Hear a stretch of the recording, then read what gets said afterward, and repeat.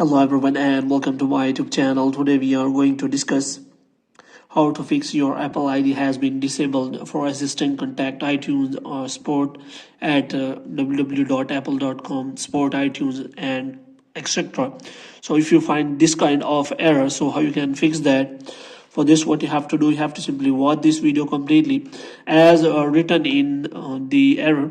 You have to simply go for iPhone Apple Sport. So here you have to simply search for Apple Sport here, or iTunes Store, and here you can simply look for iTunes Sport, so that you can simply ask for the help from the iPhone App Sport. So here you can simply go for that, and here you can click on iTunes, and after that you have to click on official Apple Sport.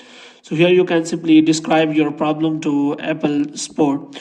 Before this, what you have to do, you have to simply log in your Apple ID so that they can access you in a better way. After that, you can simply start a chat with Apple communities and ask for the problem, that what kind of problem you are having. Because Apple community is much larger, so anyone on the Apple community may have the solution for your problem. But if you do not want to do that, you can simply go for the another option, which is as that you can simply go for the chat and get the support on the Apple Sport. So in this way you can simply solve the error.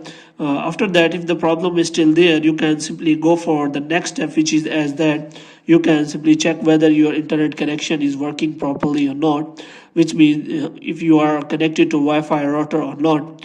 And after that, what you have to do, you have to simply turn on the airplane mode, and after a few seconds you have to turn it off again, and you have to wait for some seconds so that your iPhone can be connected to the internet.